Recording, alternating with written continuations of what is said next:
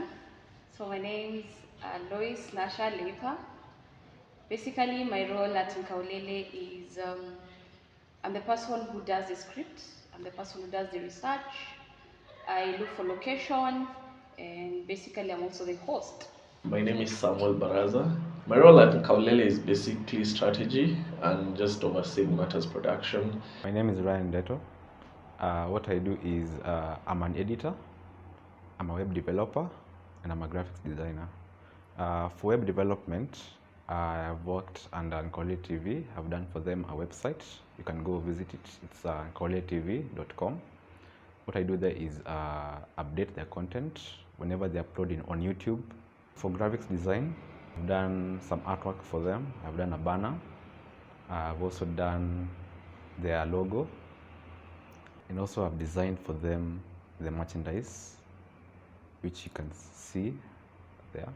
This time, we hang out with my brother a lot, and we sometimes make fun. Like nikimuuliza habari ya nyumbani, unajua Kimasai there's a way tunaita kukula lomon. So tukikula lomon, he answered it in Masai saying vile ng'ombe ziko home, watu wako poa ni nini, and then now he mentioned Nkaulele. I'm like, okay, I'm Masai, but I know what it means, but sijai sikia mtu akitumia. So alikuwa ananiambia vile ng'ombe ziko home na ziko Nkaulele.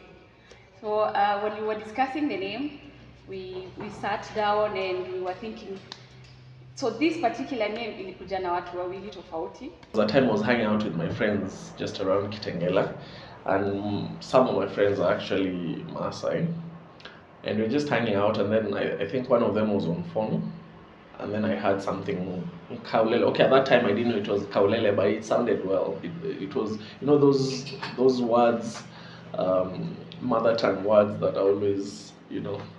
So it kind of captured my attention. So I asked this guy, Kwani, what did you say? You said something ukulele, or at that time I said something completely different. And then the guy was like, Nkaulele.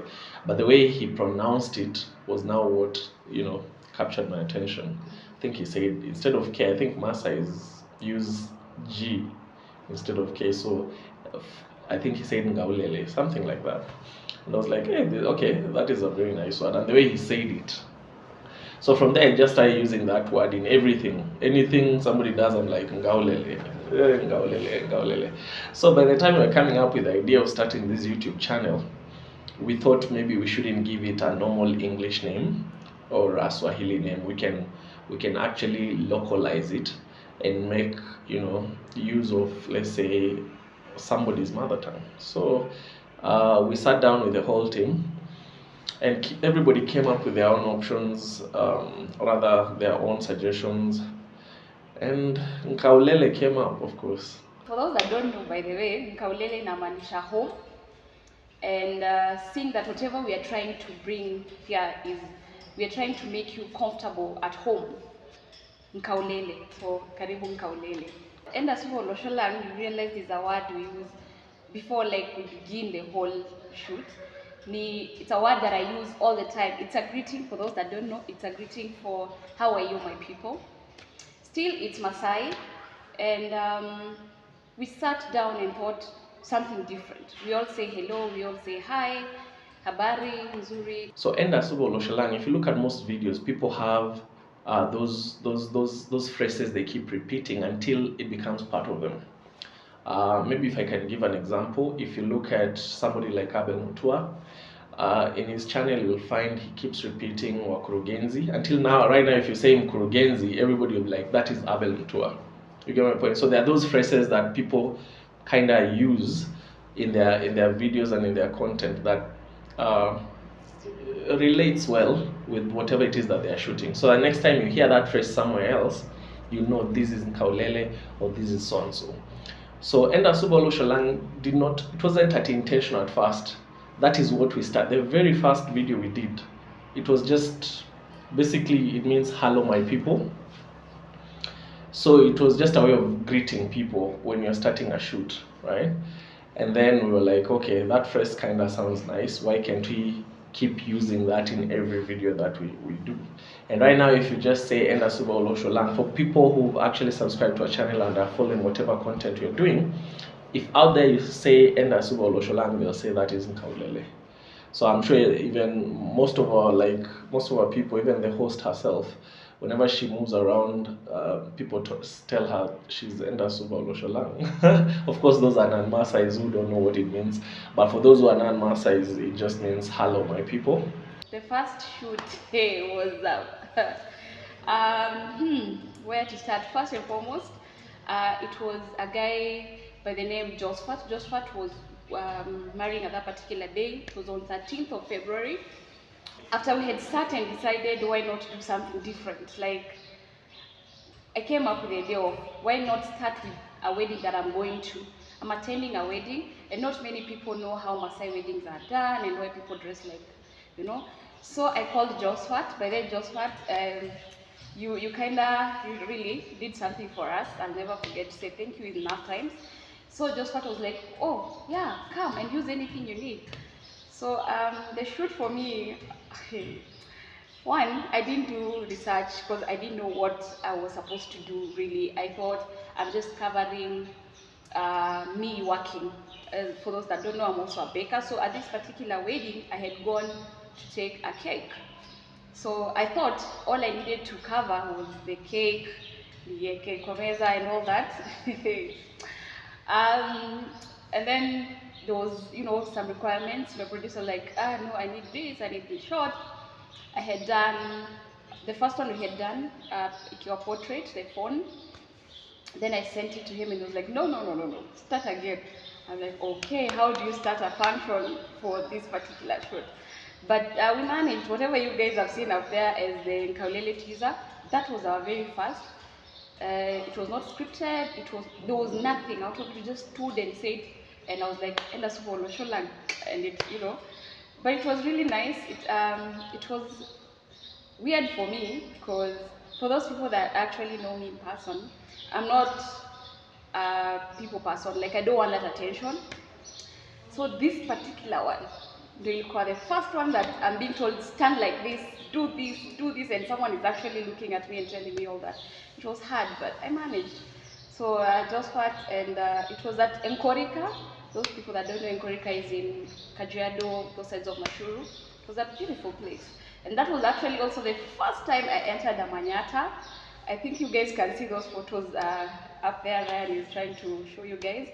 Yeah, that's the Manyata where we took the first shoot, but now it was portrait, so we couldn't choose. So yeah. The story about Nkaulele, we never sat down to start it as a channel. Like we did the first shoot first before we even created the channel. So we didn't know we were going to shoot, right? So number one, we didn't even have a camera, a professional camera. Remember, this was just an idea. We said, oh, let's try. So there was no camera, like a professional camera per se. We didn't have these microphones that we currently use for audio and all that. The setup wasn't like there was no script at all. It was just so we said let's just try and do a teaser and see how people will receive that. So initially we didn't even know how YouTube actually like when you upload a video, we didn't know the orientation that YouTube recommends. After now uploading the first video on YouTube, first me I didn't know about all that, the uploading, what is done, and me I didn't know. I thought always you just take a video, blah blah, there's no editing. For me, after that particular first shoot, I thought, why not do better? And I was thinking, I need to script something. I don't know. Way back after high school, I used to act at Kenya National Theatre. And I remember the scripts you were being given, and then you have to cram, and then you have, at most, like the least time you could be given is maybe 7 days. But now here I am. It's been around 14 or so years. And it is all new again, and this one is not me and someone else who are acting, it's me. It was a bit weird and scary, but we managed, and finally we came up with something, and I enjoyed every bit of it. And after that we decided, why not do better? I remember there was a point where I stood up and I was dancing with this lady. Yeah, you can see that mama over there. She was really jovial. I was scared by the way when I was doing that because someone is following me with the phone. So I know someone is watching. And it is also my first time to dance in a wedding. For my clients that know me, they know I don't normally, indulge like that. But I enjoyed and it was fun. So that mama, she should know that she made me relax because of how she was dancing. That thing, it has really taken me a while. Like the first video, second, I've not really sat and looked at myself. I still find it a bit weird. But it's only challenges to zangu. Now, we started as Nkaulele, just Nkaulele, as a channel. We just started as Nkaulele, which, as I've said, means home. Then it got to a point where we're just telling stories about, our African culture. We started, I think, with the Maasai Moran, for those people who've not watched. Our very first storytelling video was the Maasai Moran. So we kept doing storytelling and all that. So we changed, at some point we had to change from just Nkaulele to Nkaulele, the African storyteller. And for those people who are technical would understand why we do that. In essence, Nkaulele is not an English word. And when it comes to YouTube and Google, there's what you call search engine optimization.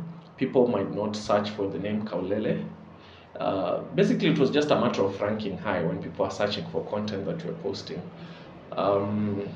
So we had to add a tagline, or rather an addition to the name. So African Storyteller was more descriptive of what we were doing at that time when we started. So that's why we changed to Nkaulele, the African Storyteller. Then after that, we had requests from people saying, we want you to feature this interview. So based on feedback, we've actually been evolving based on feedback. So we started introducing new things into Nkaulele, and it stopped being specifically African storytelling. Yes, the whole concept is African storytelling, but there was an element of politics in it. There was an element of religion and all that. So we decided instead of just limiting ourselves to African storytelling, let's just say we are Nkaulele TV, because we know TV basically entails showcasing every aspect of video shooting. So we are not limited in terms of content. So that's how we ended up with right now Nkaulele TV. As an editor, what I do is I analyze the clips. I see what's wrong with the clip, where they have done mistakes. I do the cuts. I also add transitions to the clips, and also to try to shorten the clip so the viewer can watch through. First editing I did was the intro for the channel, where it was talking about what the channel entails, just to welcome the viewers and to help the viewers to know what they're going to be viewing. The feeling was good. I also didn't, at start I didn't know how to edit, because what I majored in is web development. So for them giving me that work, I took it positively and I did a lot of research. And as you see from the first edit, there were a lot of transitions. Even the quality of the work was a bit low. Yeah. But as we progressed, the quality improved, everything improved, even the edits. This 1,000 subscribers shoot that we are doing here, just to talk to you guys and thank you. We are doing it today at GMC. GMC, they have this awesome conference facility. Like you can see it, it's really nice, it's bright, and it's unique. They have a really nice view. And then there are some parts that you've not seen about GMC, so I'll be taking you out there. So do not miss the next episode about this. So let's go.